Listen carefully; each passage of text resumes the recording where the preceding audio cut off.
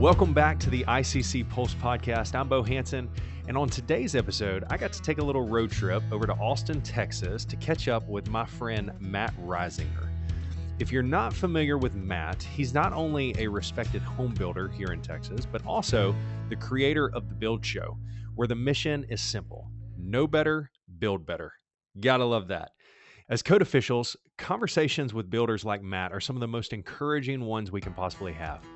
I know it can sometimes feel like we're pushing uphill, but there are builders, architects, and engineers out there who genuinely want to collaborate and dive into the code book with you. We all know we can't do this work alone, so I hope this conversation encourages you as much as it did me. All right, let's get into it. Tell the listeners who Matt Risinger is and just a brief backstory. Again, it's a privilege for me not to brag too much on you, but before I was doing what I'm doing as a building official, just learning the industry, the first thing I did as a millennial was go to YouTube and search a couple of keyword searches there, and Matt Risinger videos pop up. And you've done so much for the industry and helping educate and talk a lot about building science. So catch everyone up on what you do and how you got into that. So the quick bio is I grew up in Pittsburgh, Pennsylvania, and I'm 53. So when I was growing up in the 80s, the only construction, social media, videos, whatever, was this old house. And I suspect some of your audience members that are code officials, they probably grew up on this old house as well. Yeah.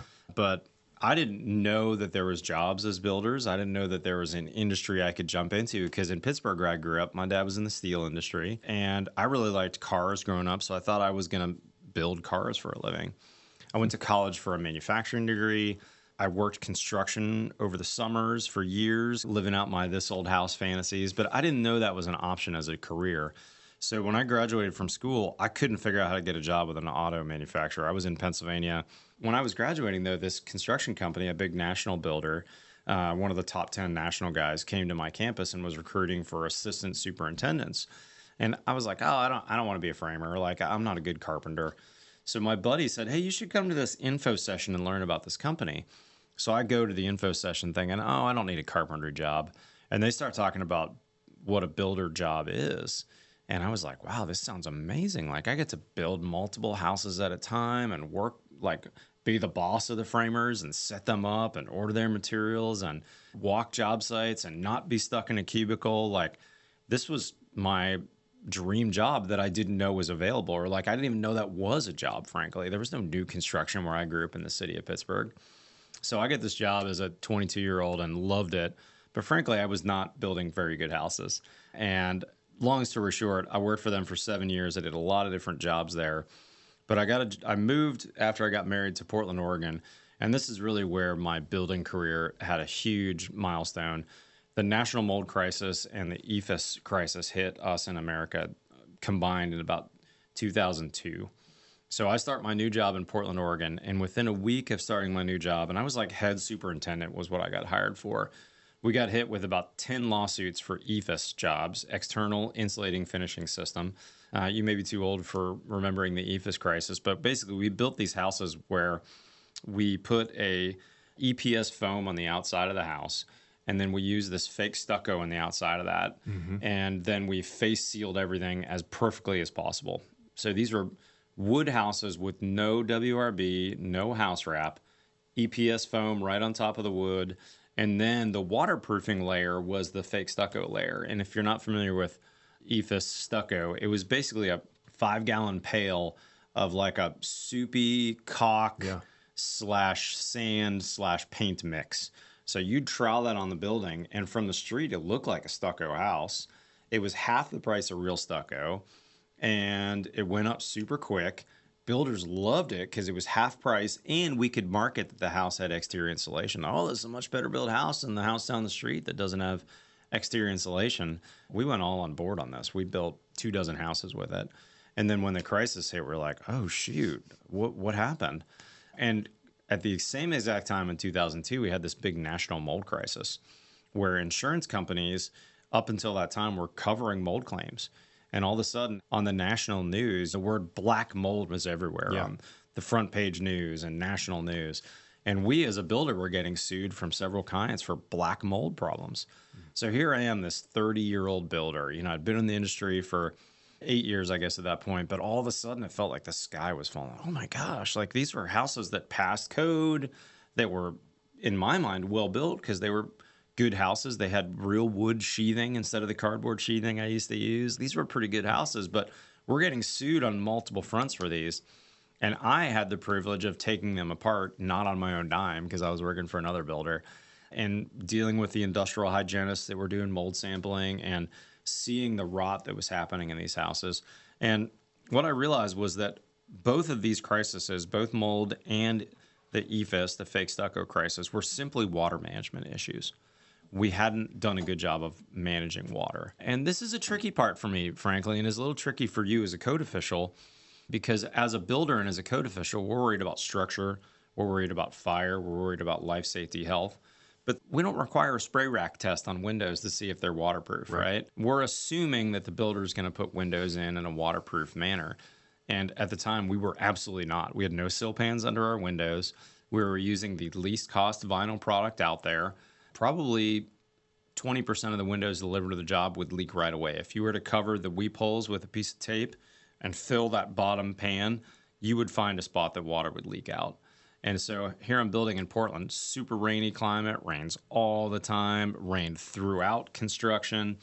We were building them very quickly. The mold crisis for us was mainly about houses that were soaking wet, that all of a sudden had a vapor barrier installed on the inside, which is not a good idea in that climate, by the way, because it's not a cold climate. And so we had wet framing that had a visqueen on the inside and a pin-punched house wrap on the outside that had no way to dry after they got sealed up. And we were using oil-based paints on the inside, full interior trim that was caulked and sealed perfectly. So I was going to these houses that we were getting sued on mold. They didn't even have EFIS on the outside. We'd take them apart in these places that people claimed they saw mold. They really did have mold.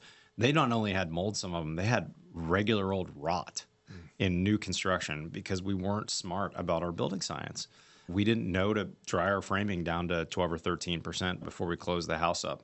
We didn't know that a visqueen vapor barrier in a marine climate is not a good idea, right? We're doing all these dumb things. And then the other thing that was a big deal for me was I realized, look, when a new construction house built to newer codes has a leak, and we had plenty of just plain old leaky houses, but EFIS was a kind of built-in leak system. It was real bad. If you had any part of the exterior facade that didn't get caulked perfectly, water would get in and have no pathway out. And to this day, one of my favorite phrases from a real well-known building science guy here in Austin, David Nicastro, he says, it's not about keeping water out, it's about letting water out. You can face seal and caulk the heck out of your house, but that's going to crack, that's going to fail sometime. We need a system that if water gets in, it has a pathway out. And to this day, I would say that's the number one duty of builders is to deal with water management. I love so much to unpack in what you just said and just your story. One of the things you said that I want to start with is us assuming that people are doing it right. And we walk up on a job and we glaze over the small things and we start focusing on the structural components or whatever it may be, the more life safety issues. But I think you hit the nail on the head. If we don't address these, what seem to be minor issues, the dominoes quickly start falling. And we're dealing with some serious health issues. Yeah, and ultimately, it's really a matter of forgiveness in the system. Yeah. Wood construction is more forgiving in general than other types of construction. But the problem with it is when we build to our latest codes where it's well insulated, it's well air sealed, the forgiveness level goes down and down and down. And then the other thing we're dealing with these days, Beau, is more and more unforgiving architecture. If you built a house in Beaumont or Austin 30 years ago, it would have 2-foot overhangs everywhere. My 70s house I lived in forever was a one-story with a hip roof, 2-foot overhang, super simple roof line. There's almost nothing that can go wrong on a one-story house with a 2-foot hip in terms of water management, right? It's got a giant golf umbrella. Take that golf umbrella away and put a modern house up, which we do all the time in Austin. And now the smallest rip or tear in my system, I leave my pocket unflapped the wrong way on my poncho shirt. All of a sudden, the water running down is getting in my system. Right. And a small leak on a house that was built 30 years ago wasn't much of a problem. There was plenty of ability for that house to soak up a small leak. Today, a small leak, there's not a lot of forgiveness. It better be a really small leak because we don't have the airflow through our cavities. We don't have all these things that houses naturally had from the log cabin days to the uninsulated days. We're in a modern era. We can't waste energy. We don't have energy to waste. It's stupid to waste it. We really need houses to be extremely good at managing water. And frankly, it's not just a code official issue. It's a builder issue. Yeah. And we tend to be short-term thinkers in America. If a house lasts 30 years in America, which is I think the way our normal standards go towards, we see 30-year-old houses getting torn down all the time in Austin and urban city areas. On the other hand, we can easily build a house that would last 500 years. We have the technology to do it. We just choose not to do it. One of my questions I wrote to ask you later, I'll go ahead and ask it now, is if you could change one thing in the code, what would it be? And I think I just heard it. Yeah, I think it would be water management. I mean, I think if there was something in the code that said, if you have a hip roof and a 2-foot overhang, we're going to let you do whatever you want in terms of your envelope, your house, or app, yada. If you have a no overhang house with a flat roof and you're in a climate zone that gets more than 20 inches of annual rain, you need to take some bigger steps on that house and you need to be more vigilant. Frankly, maybe we need to require a spray rack test on some things. I'm probably get some pushback on that comment, even from my builder friends. But the more forgiveness built in the system, the more lax we can be. The less amount of forgiveness, the more vigilant we need to be. I mean, I haven't even really thought about that, if I'm being honest. We have things broken down into climate zones and things of that nature, but we're not taking into consideration the roof line and all that. That's extremely important. I've just recently started getting into WUI and fire codes and how to build a house that would be hardened against fire. And it's interesting, the people that have been in that world, fire code and fire resistance, have for a long time talked about roof geometry as a deciding factor or helpful factor to fire resistance, right? The more valleys we have that will collect leaves, exactly, the more uncovered gutters that have all this debris collecting, the more your house is subject to catching fire. Yeah. And honestly, that's a little bit true when it comes to a waterproofing perspective too. The more cut up your roof is, the more flashing that's required, the more all these kinds of things we like to do in modern homes. We didn't have that in houses that were built 100 years ago. And those houses had kind of architectural forgiveness because they didn't have fancy systems to deal with water and air. Yeah. They had a roof. Right. And today we're like, oh, I could build whatever I want and it'll be fine. That's true, but when you build a really unforgiving house, no overhangs, flat roofs, and you do it in Austin, Texas, which gets, by the way, 36 or 37 inches of annual rain, Portland, Oregon, and Austin, Texas have the same amount of annual rainfall, which shocks people when I talk about this. On the other hand, if you build a house in LA, they get like 19 or 18 inches of rain a year. So I've been in LA remodels that were crappy houses built from the, let's say, 70s, and you take them apart and it's fine. They don't have any rain, and it doesn't get any colder than 70 and doesn't get any hotter than 90. But in our climate, when we make a mistake, we very easily are going to make a condensation issue in our houses by putting ducts out of the envelope, by having a lack of good air tightness. And when 80% humidity that's 80 degrees comes into your wall and hits a surface that's 68, because your clients will like it nice and cold, guess what's happening in that wall? It's finding a place to condensate. Right. And so when I remodeled, when I first moved here 20 years ago, I was shocked by how much mold I found in these, let's say, 20-year-old houses because we weren't smart about vapor barriers, right? We were putting Visqueen up everywhere in Texas in the 90s and even into the 2000s. And we didn't think twice about making a leaky house from an air sealing perspective. Oh, a house has got to breathe. In fact, I'd rather have it extra leaky.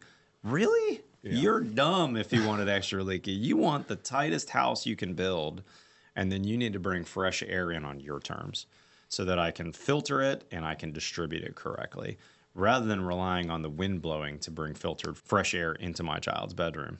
Shameless plug. Have you thought about participating in any of the code hearings? April, we got done in Orlando. Probably need to. I've just been too busy on other fronts. But guys like Joe Stiebrick, if you know who that is, Dr. Joe Stiebrick, he's been real heavy in code advocation. I really like Joe, and he's done some good things. He's really helped bring about some fresh air standards and things like that. So you're right. I should not complain and then not attend.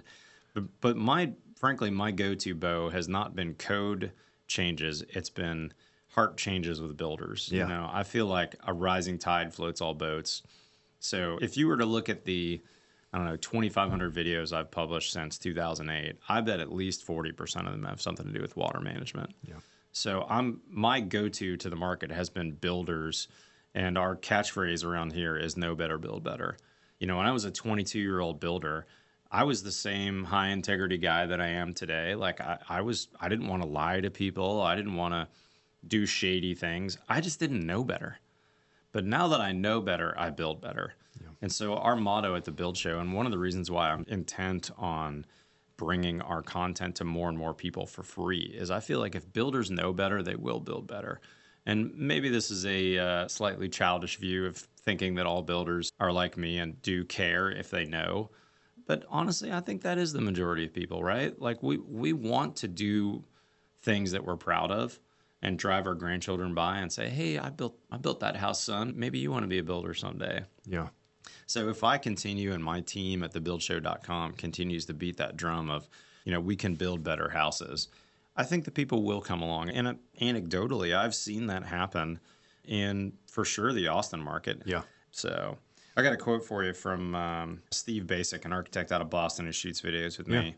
And it's one of my favorite quotes. I use it all the time. Steve says, "It's not that high-performance houses cost too much.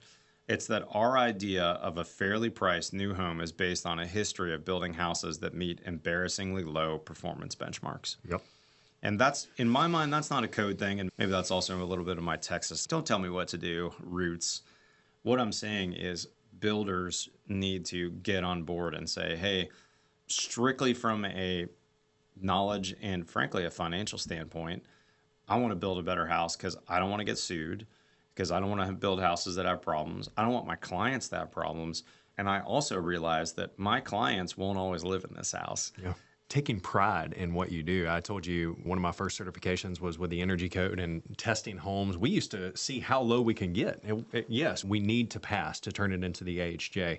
But ultimately, it was the few homes that I built myself, I was trying to blow a zero. Yeah. And there was pride in that and everything we did. And so, not tooting my own horn that I'm some fantastic builder, but again, I think that culture is really what we'd like to see, both from a code official perspective and a home builder perspective. And that's why I appreciate the Build Show so much. But going back to all the problems that I faced in the early 2000s, there's a general feeling that, oh, if I make an airtight house and I put thick insulation, then I'm building a great house. I'm working on a standard, and we're at least halfway there, I would say, to being able to release it. That's like, hey, what would a really well-built house look like?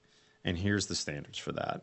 Even, for instance, like every single window and door on a really well-built house should have a sill pan and should have a leak management system, so that if that window does fail in its lifetime, it won't matter because that failure has a pathway out. We need advocates like you showing up at the code hearings and speaking on issues like this. That's been, last episode I got to talk with a fellow named John Terry, who's been involved in the code development process for years. And one of the things that, man, just stuck with me was he joked that it was a well-rehearsed line by him, but he talked about regulation and not legislation, and the importance of that, and how folks all around the country are showing up and really speaking into developing these regulation standards. And so again, having more contractors in the room, more people representing all sides of the industry that can help elevate. Rising tide floats all boats. That's exactly right. And it seems like the code is almost a floor, a starting point, foundation for you at Risinger Homes. For sure. Do you think most general contractors view it that way? Do you think it's more of a floor or a ceiling for them? Ooh, that's a good question. I think most GCs do think of it as a floor. I think the hard part about code, or frankly any rule or regulation, is it misses a little bit, and I'm thinking about my younger days, it misses the heart of understanding behind it. And that's why I'm so passionate about building science education. Because if I say every window and door should have a sill pan, or let's say code changes to that, if we don't address understanding why that matters, or frankly, why a blower door is important, like why is it important to get a 3 ACH 50? Right. If we don't address that misconception of houses need to breathe, for instance, then we run the risk of builders going, that's stupid. What if I get a who cares if we get a 4 or 5? Houses need to breathe.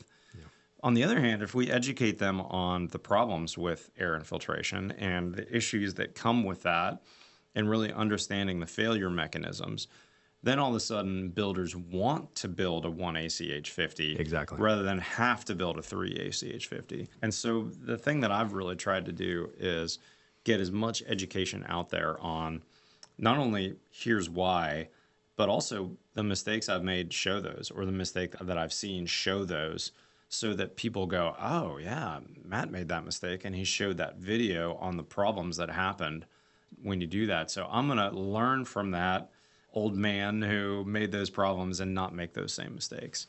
So that's been something that I've really been passionate about. And part of that too is all of our content's free. There's no barrier.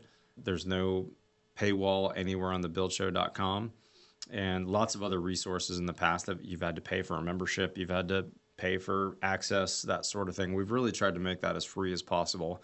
And we're also trying to bring it down to some of our content's intended for high school level.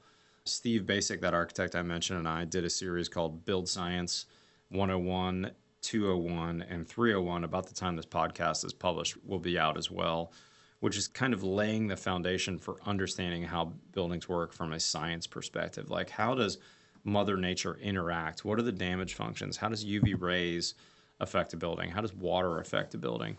So we made a whole series on 101 that's really intended for a high school audience on up. Now, we want old, salty builders and code officials to watch it too, but it's really like super basic. And then 201 lays on that foundation and takes it to the next level. And then 301 that we're about to publish really then gets into applications and talking about specific assemblies. Here's an insulated foundation. Here's an insulated slab. Here's how we do it. Here's why we do it. And here's even, Steve's an architect, he even shows his specific details on how he gets there. So we actually have in the planning phases all the way up to 1001. And what we're hearing is high school trades teachers, which we need more and more of them in this country, are actually using that curriculum in their trade schools. Awesome. Yeah. And even colleges. I talked to somebody who's at Virginia Tech, and they were using our 101, 201 curriculum with their students. That's a common thread that I've seen a lot of folks speak to as well, is how many older code officials and builders are retiring, and that vacuum that's being left, and we need young, passionate folks. Yes, we do. Yeah. It's a really big deal. The why behind the what is so important. One of the things, shameless plug again, that has equipped me as a code official, as a building official in Beaumont. Now Digital Codes is available online for free. And That's so awesome. when that contractor, that general contractor comes up to our counter, and I say, hey, do you own a code book? You want to talk about why you failed this inspection? Yep. Let's see what the code book says. And they're like, oh, it costs too much money. Now I can point them to, It's free. 2021 IRC, and that's what we're on in Beaumont. And that's been a huge gift to me. That's awesome. And getting them to a place where they actually understand the why behind the what. Even before this interview, I had a builder in Beaumont text me, and he's just recently got into the commercial world, and he's learning occupant loads and fixture count based on occupant load and all the things. And he sent me the formula of that. And I was like, man, I'm so proud of you doing that. So again, having these contractors take pride in learning the why behind the what is so important. But not just for that reason. I think there's a huge motivation to do it just from a accountability standpoint, because it's not just true of the contractors doing it because it's always been done that way, but also I think inspectors can be guilty of that at times. Why do we enforce this in this particular jurisdiction? That's just how it's always been here. You see that all the time. Yep. So that accountability that's produced, raising the bar, raising the knowledge level of both the field and the inspectors, huge. Yep. And then also the savings there. If a contractor knows what's required of them before they get going, as well as anybody, man, that's time and money. If we fail you in the field for something that you didn't anticipate, that hurts. Yeah. So again, I think that educational piece is really so important. And as a code official also, I just want to say, absolutely, I think that's so important to elevate the entire industry on. And as a side note on that, I think it's really important to find those ties between code officials and builders, because builders that really see code officials as partners in building a well-built house fail less and less inspections. And frankly, we need a second set of eyes. I could probably think of 60 or 100 examples of times when an official, for instance, Mike Frankie here in the city of Austin is my local guy. Yeah. Mike finds stuff all the time. I'm like, gosh, I just totally, I'm like, this house is friggin' awesome, Mike. You're going to love it. And he's like, yeah, it is awesome, but you totally missed that. And I'm like, I've been here 10 times this week. How did I miss that? Right? So we need that good relationship between our inspectors and our builders. And also, frankly, we really work hard to maintain good relationships with our City of Austin inspectors because we have some great men and women in the field that are really doing a good job here in Austin. And we have good relationships with them because we see the value of that inspection. And people in jurisdictions that don't have inspections, like I talked to a guy yesterday who was like, this is great. I only have a septic inspection. I was like, dude, you better pay someone to get some inspections on that job because you're going to miss something. Yeah. And that's stupid. You shouldn't be happy. You should be sad that you're in a jurisdiction like that. Right now, we are preparing in our jurisdiction a presentation to address the quote-unquote red tape. We have a lot of folks complaining about the red tape. And the reason why is because Beaumont, if you look around at some of those surrounding smaller 1,000, 1,500 population municipalities, there is no permitting. There is no code enforcement. And so when they come to Beaumont, having to submit something, having to have an inspection process and that accountability, that oversight, that partnership, which is really our heart, it feels like red tape. And it hurts. It truly hurts my soul because, you spend so much energy wanting people to want to build such a quality product and they just see it as more regulation, more red tape. You said something else that I think really hit the nail on the head. Coming from a family of plumbers, plumbing's in my blood. When a general contractor does not take time to really learn the craft and do the front end education, all of that burden is put on your subs. And that's an unfair burden that's put on them. Whether it be the plumber, the framer, or whoever it is, all that burden goes straight to them. Yeah. I wanted to mention too, I hope this is all right, but this is a guy that I follow on social media. His name's Glenn Matheson. And he does a fabulous job of educating on code. And so if you've got younger builders, younger code officials. He was at Leadership Week. There you go. Yeah. I know that he's pretty heavily involved and does seem to advocate. Buildingcodecollege.com is his website, but it's Building Code College on Instagram. He's fabulous. And I really try to get folks that are in the building and code world to follow Glenn because he's really good at explaining and understanding not only the actual code, but the intent behind the code. The LA fires, I think, really captured a lot of builders, everyone's heart, frankly, just how awful they were. Yeah. It was the Chicago fires that was 150 years ago at this point that really started us thinking about fire codes. That's right. And I think a lot of people have never heard about that, don't know anything about it. It does make me want to make a video like, our codes came from a time when 3 square miles of Chicago burned down and 100,000 people were displaced. And I forget the amount of deaths. It was like 60 deaths or something like that. And so when we have building codes and your inspector says, hey, we need to fire block the soffit area, can transmit fire, there's a reason and a heart behind that. This wasn't just made up. I think a good analogy to the code book is like an older builder's contract. A younger builder has a 1-page contract. An older builder like me has a 50-page contract. And the 50-page contract comes from dumb things that I've done that I've codified in my contract. My contract has 25 pages of disclosures. Like, I want people to read that. Hey, when you buy marble as your countertop, it's going to stain. If you leave red wine on it, it will soak in. If you drop a pan on your marble countertop, it'll chip. Yeah. And so I've codified that in my contract, right?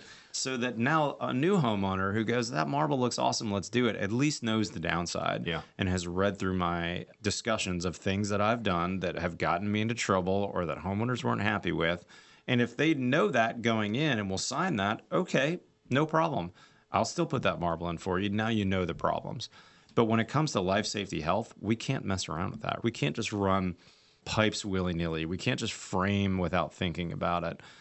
This is a really big deal, and we really need people to understand that this pretty thick code book came about from problems and natural disasters. And not only that, I think that as Americans, we have such a young understanding of housing that we think of houses almost like cars, like they're disposable. You're going to get rid of your car in 10 years, and in 20 years, it's in the junk pile.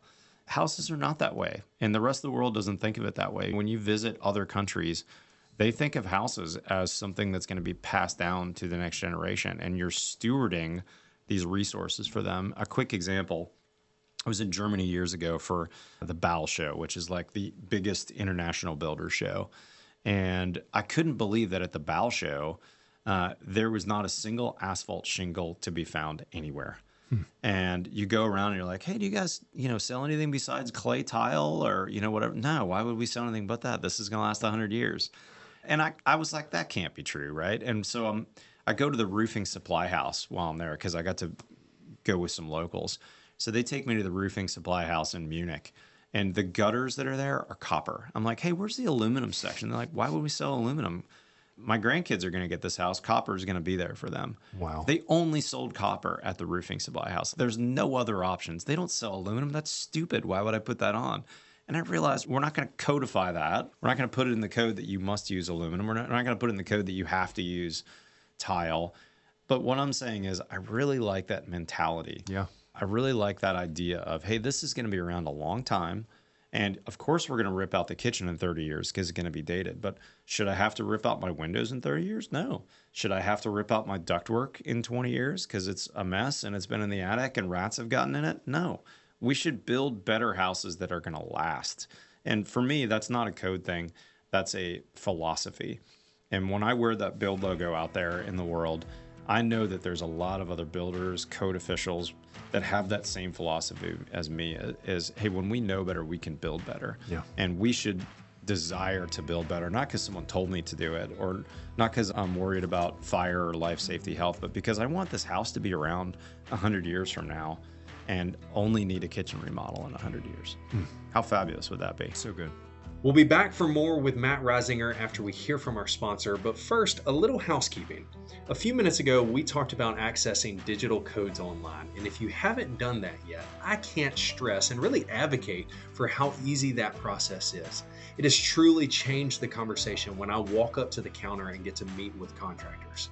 So if you haven't explored this feature yet, just go to codes.iccsafe.org.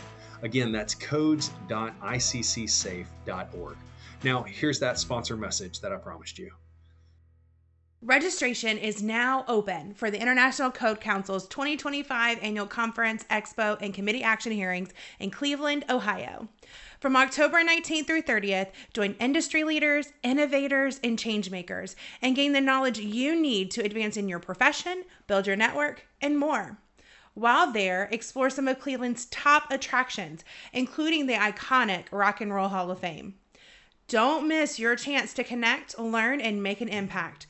Take advantage of early bird pricing when you register by September 12th.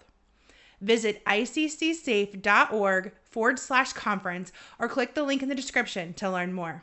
See you there.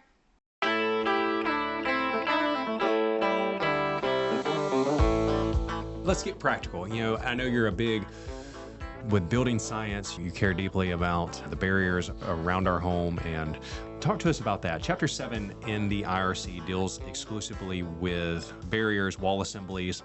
I know for my team in Beaumont, I can't speak on behalf of all code officials, but for my team, like we mentioned earlier, they're just not paying attention to the Tyvek surrounding the home when they walk up on that job site. But there are clear requirements for overlap and minimum standards there. What are some other things that are so incredibly critical in a wall assembly that if we don't catch it on the inspection, we're really setting ourselves up for disaster? Yeah, we talked about the misnomer of houses need to breathe. I think another huge misunderstanding among, frankly, builders and code officials is where do we want a vapor barrier or a vapor retarder? Right. Talk to us about the difference of those. So the difference, a vapor barrier is a zero perm, and a vapor retarder has some permeance, but maybe it's low.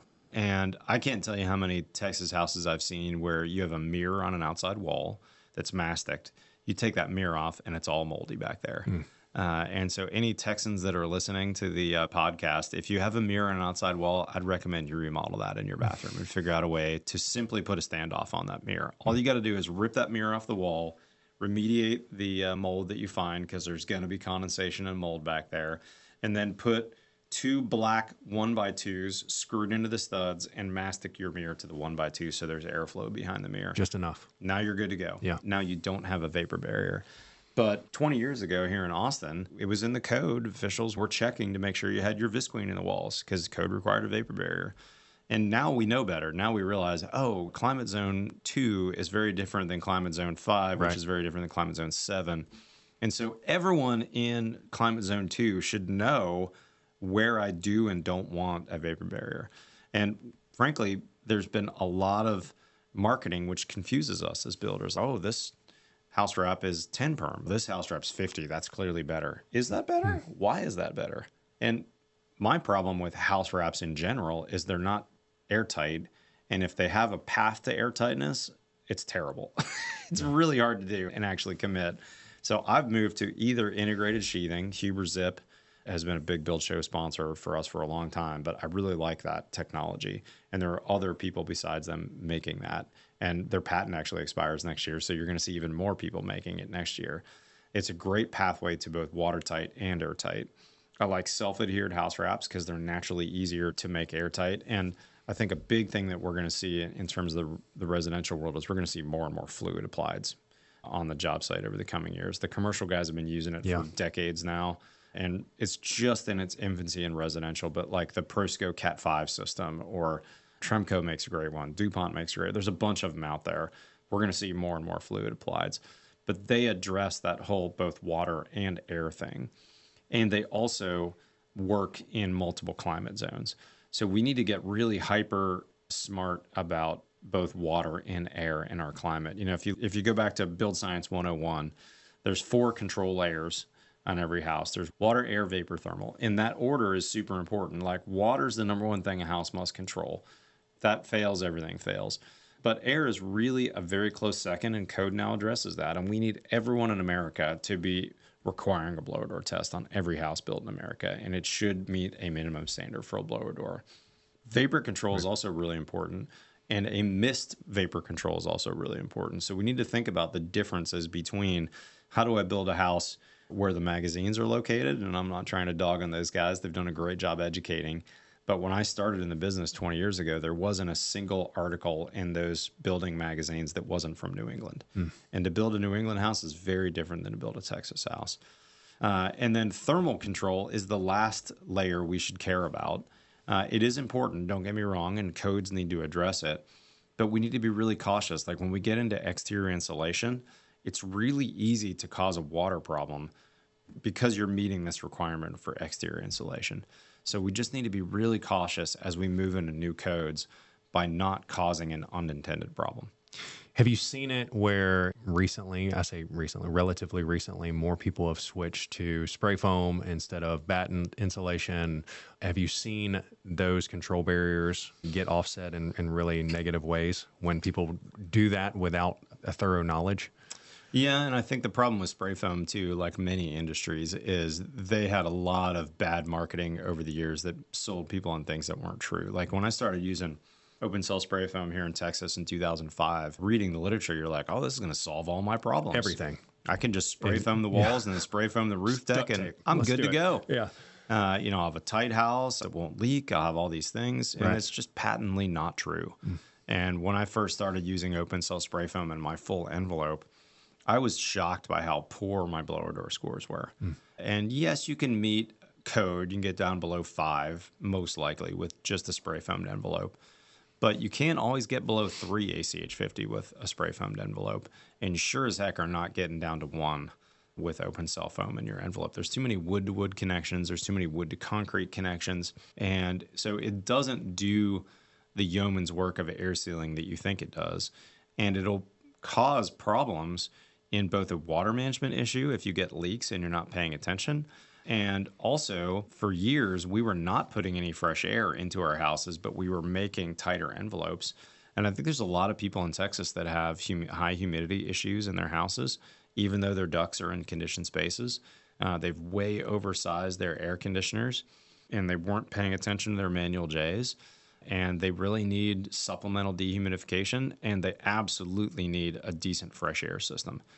So 2 questions to wrap up. I wrote probably 30 questions for this interview, and I think I've asked 5 just because you're a wealth of knowledge, and I appreciate it. I'm throwing out these softballs, and he's running with it, so I'm very appreciative. A very easy interview. You're going to have to come back. We'll do it again.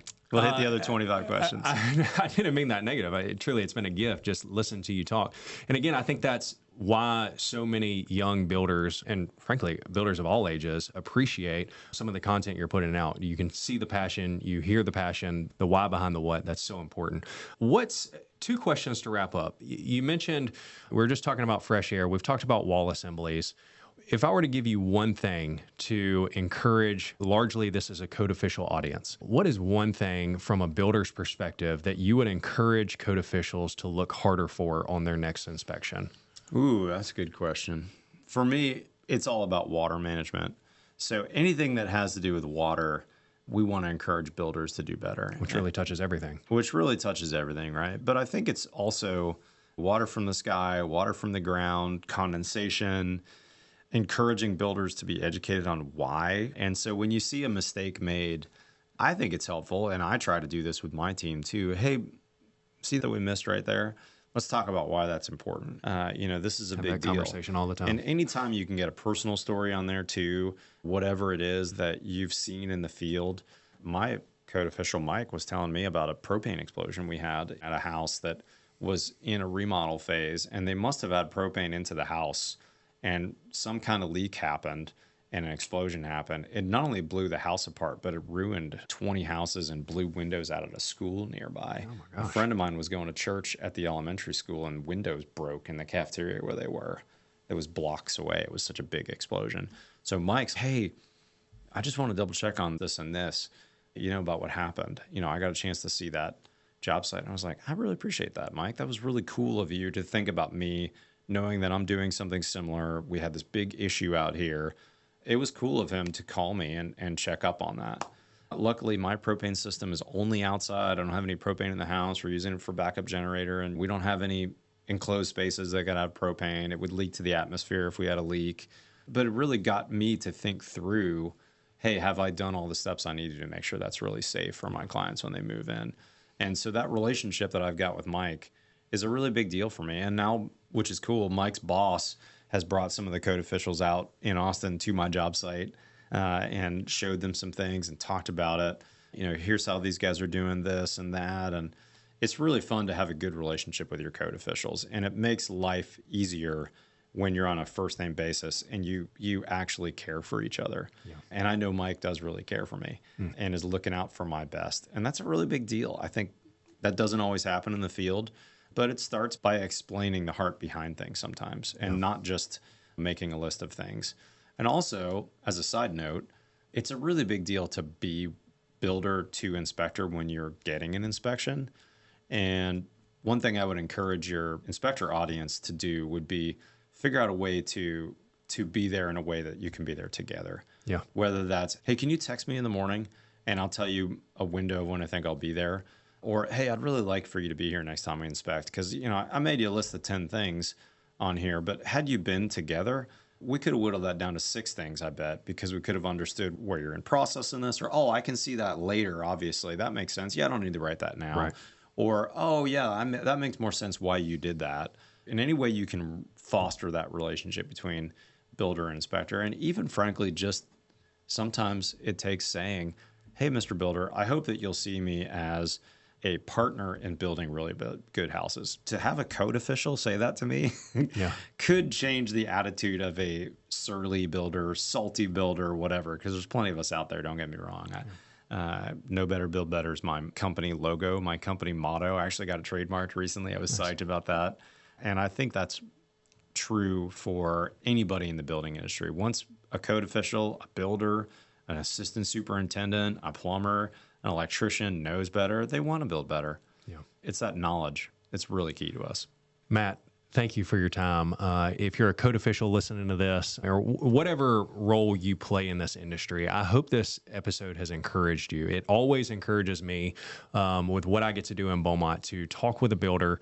Yes, Matt's in Austin, but there are builders in Beaumont who are taking time to learn the code, know the why behind the what, and really just take pride in what they're doing to build the best possible product, not just for that bottom line, but really a legacy product that they can give to not only their kids, but their grandkids one day. Taking that kind of pride in a house and seeing builders like Matt do it so well, it encourages me. I hope it encouraged you. But Matt, again, I just want to thank you for your time today. Thank you, Beau. Appreciate it, brother. Go check out thebuildshow.com. And as a side note, we have our, I bet some of your code officials might be interested in coming to our conference too. We have a conference in Dallas in October. Second annual buildshowlive.com is the website. October 16th through 18th in Dallas. Great education, lots of good building science talk. Tell your builders to attend if you've got builder friends out there. Have you talked with BOAT at all about that? Building Officials Association of Texas? I haven't. I don't know you those should. guys. I need to connect you guys. That'd be great. Yeah. Yeah. Well, again, thank you for your time. Thank you, Beau. Appreciate all your audience does. Thanks, man. Thanks for tuning in to the ICC Pulse Podcast. Since day one, this show has been about serving our members and building stronger connections across the industry. If you found today's episode helpful, please consider leaving a review, giving us a rating, and sharing it with your colleagues and friends. That kind of feedback helps us grow and continue delivering content that matters. If there are topics you'd love to hear more about, let us know. We're always planning with you in mind. With all that said, let me leave you with this. In these knowledge-driven conversations we get to have every single day, people don't care how much we know until they know how much we care. So let's be quick to listen, slow to speak, and we'll meet back here next time on ICC's Pulse Podcast.